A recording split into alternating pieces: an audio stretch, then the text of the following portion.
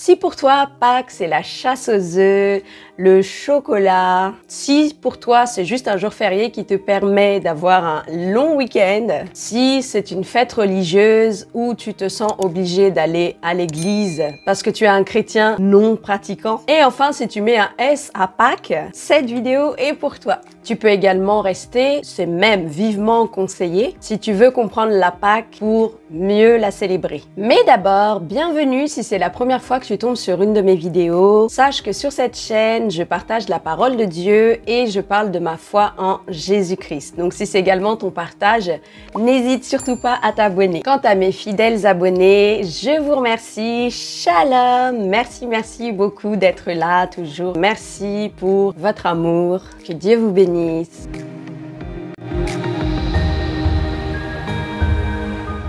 Pour pouvoir célébrer la Pâques comme il se doit, pour faire de ce jour un merveilleux jour, on doit comprendre que la Pâques a une portée non seulement spirituelle, mais également naturelle. Donc la Pâques a un impact direct sur notre vie quotidienne sur Terre. Et pour ça, il faut savoir que le fléau le plus terrible que le péché a introduit sur Terre, ce n'est pas la maladie, ce n'est pas l'infertilité, ce n'est pas l'impudicité, ce n'est pas non plus l'échec dans n'importe quel domaine, etc. C'est la mort. Et la mort est une forme de vie. C'est une vie destructrice, dévastatrice. Adam et Ève ne connaissaient pas cette forme de vie-là avant le péché. Et c'est ça la mort spirituelle. D'autre part, aucune croyance, aucune religion n'a vécu la mort. Et chaque religion, chaque mouvement spirituel fête la naissance et la mort de leur guide. Mais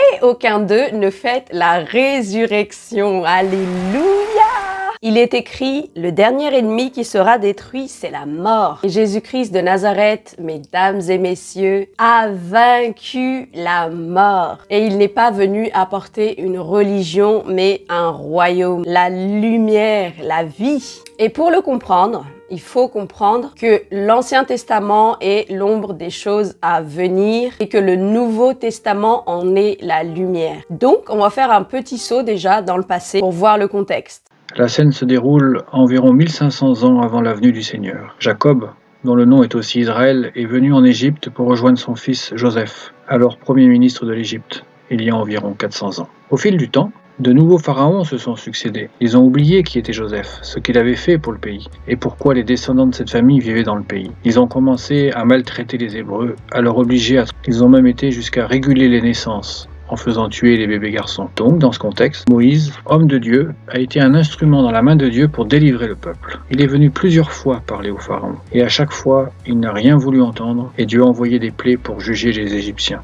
Aujourd'hui, nous allons considérer la dernière plaie envoyée par Dieu, la 10e, celle qui sera déterminante pour que le pharaon laisse partir le peuple d'Israël vers le pays de Canaan, vers le pays de la promesse. Ensuite, nous allons lire rapidement un passage extrêmement important. Donc, restez bien concentrés, surtout. Si vous pouvez même prendre votre Bible, ce sera encore mieux. Lisons Exode 12, du verset 1 à 15. L'Éternel dit à Moïse et à Aaron en Égypte, « Ce mois-ci, ce sera pour vous le premier des mois. Vous le considérerez comme le premier des mois de l'année. Transmettez ces instructions à toute l'assemblée d'Israël. Le 10e jour de ce mois, on prendra un agneau pour chaque famille, un agneau pour chaque maison. Si la maison est trop peu nombreuse pour un agneau, on le partagera avec le plus proche voisin, en fonction du nombre de personnes. Vous estimerez le nombre de personnes pour l'agneau d'après la part que chacun peut manger. Ce sera un agneau sans défaut, mâle, âgé d'1 an. Vous pourrez prendre un agneau ou un chevreau. Vous le garderez jusqu'au 14e jour de ce mois, où toute l'assemblée d'Israël le sacrifiera au coucher du soleil. On prendra de son sang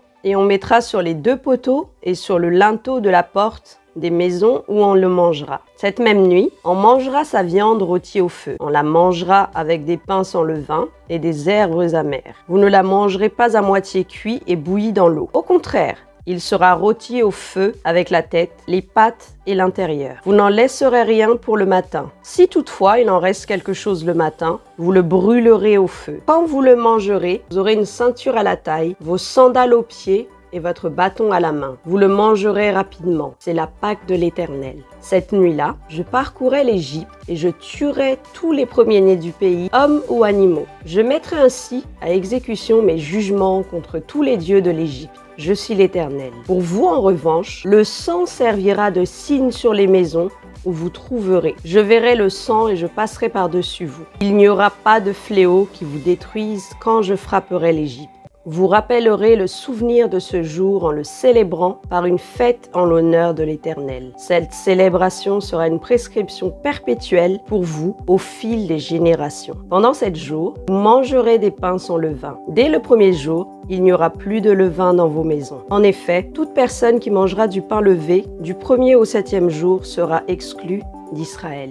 On va décortiquer un petit peu ce passage, si vous voulez bien. Tout d'abord, Dieu prévient qu'il y aura un jugement. Il va exécuter un jugement sur l'Égypte. Et avec l'annonce du jugement, il donne aussi le moyen d'y échapper. Et ce moyen, c'était d'égorger un agneau et de mettre son sang sur la porte des maisons. De manière à ce que quand l'ange de la mort arrive, il passe et aille directement à une autre maison, sans exercer donc son jugement. Et je sais pas pour vous, mais pour moi, ce jugement-là me rappelle celui qui est venu pour le monde à cause du péché d'Adam et Ève. Et Jean le Baptiste avait dit en voyant Jésus, « Voilà l'agneau de Dieu qui ôte le péché du monde. » Amen. Et on voit en fait que cet épisode était l'annonce des critères pour être sauvé. C'est-à-dire que ce n'est pas la quantité ni le volume de sang qui sauve, mais la simple présence de ce sang sur la porte de la maison. On voit aussi que c'est pas par la piété des Hébreux, ni même par la peur liée à la pensée du jugement qui les sauve. C'est encore une fois ce sang sur la porte. Et ce n'est pas non plus la distinction du fait qu'ils soient hébreux qui les sauve. C'est encore et toujours ce sang sur la porte. Donc qu'est-ce que ça veut dire pour nous concrètement? Ça veut dire que de naître dans une famille chrétienne ne nous donne pas le privilège d'être sauvés. Mais c'est le fait d'être à l'abri du sang de Jésus-Christ qui nous sauve du jugement. Ce n'est pas non plus la crainte du jugement de Dieu. Et d'ailleurs, quand la Bible parle de crainte, elle ne parle pas de la crainte, la peur. Et ce n'est pas non plus la piété extérieure qui nous sauve, mais de croire que le sang de Jésus-Christ nous met à l'abri du jugement de Dieu. Vous le savez en effet, ce n'est pas par des choses corruptibles comme l'argent ou l'or que vous avez été rachetés, de la manière de vivre dépourvue de sens que vous avez transmise vos ancêtres, mais par le sang précieux de Christ, qui s'est sacrifié comme un agneau sans défaut et sans tache. Prédestiné avant la création du monde, il a été révélé dans les derniers temps à cause de vous. Donc, ce qui nous donne l'assurance d'être sauvés du jugement, c'est de croire dans notre cœur que Jésus-Christ a subi le jugement à notre place quand il est allé mourir à la croix. On a donc compris que l'agneau sans tache, c'est Jésus-Christ. On voit aussi que l'agneau devait être mangé avec du pain sans levain et des herbes amères. Donc, qu'est-ce que ça veut dire? Donc, manger l'agneau, concrètement, ça signifie la communion avec Dieu. Le levain, c'est synonyme de ce qui est mal, de la méchanceté,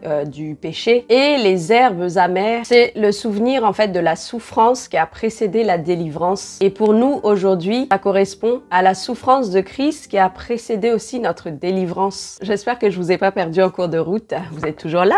Au verset 11, il est écrit « Et vous la mangerez avec hâte ». C'est la comparaison ici en fait du fait que nous devons être prêts et prêts à partir dans un départ imminent, prêts au retour imminent du Seigneur Jésus. Dans ce même passage, il est écrit « Vous aurez vos reins sains ». Et ça, personnellement, ça m'a fait penser à la ceinture de la vérité dans le Nouveau Testament, comme un message d'avoir un témoignage authentique en fait. Vos souliers aux pieds, comme pour dire d'être prêt à marcher, de suivre le Seigneur, et votre bâton à la main, comme un pèlerin dans le monde. Tout ça, pour moi, ça décrit en fait le caractère ou la manière de vivre d'un chrétien, ou du moins que devrait avoir un chrétien. Il faut savoir que Pâques en hébreu, ça se dit Pessa, et ça signifie passage, passer par-dessus ou passer outre. Et effectivement, quand l'ange de la mort passe pour détruire et qu'il voit le sang sur la porte, il n'a pas d'autre choix que de passer outre. C'est ça en fait ce que signifie Pâques, c'est la victoire sur la mort. Dans l'Ancien Testament, l'objectif de la Pâques, c'était de préserver, de protéger le peuple de Dieu, et c'est toujours l'objectif aujourd'hui de Pâques. Et le parallèle que je peux faire avec avec aujourd'hui, de nos jours, c'est que croire en Dieu simplement ne suffit pas pour faire face à cette vie dévastatrice et à ses œuvres. Et j'imagine que comme moi, vous vous êtes déjà demandé pourquoi après la croix, on pêche encore, pourquoi après la croix, le diable peut encore agir. Parce que la seule chose qui domine en fait la vie du diable, la mort, c'est la vie de Dieu. Et pour que cette vie divine opère en nous, il ne suffit pas de croire en Dieu. Il faut préparer, immoler et manger la Pâque, c'est-à-dire la chair et le sang de Jésus-Christ. Et la vidéo serait beaucoup trop longue, mais si vous souhaitez que je développe cette histoire de manger la chair et le sang de Jésus, dites-le moi en commentaire. En tout cas, la Pâque, c'est pas juste ce jour-là, c'est chaque jour de l'année. C'est de se rappeler, c'est de célébrer tous les bienfaits que Jésus-Christ a obtenus pour nous. Et pour le S Pâques, il y a tout simplement pas de S en fait dans la Bible à Pâques. Je vous laisse avec ce dernier verset qui dit « Faites disparaître le vieux levain afin que vous soyez une pâte nouvelle, puisque vous êtes sans levain, car Christ notre Pâque a été immolé. » Et sur ces mots, je vous souhaite une joyeuse Pâque. Prenez bien soin de vous, soyez bénis et je vous dis à très bientôt.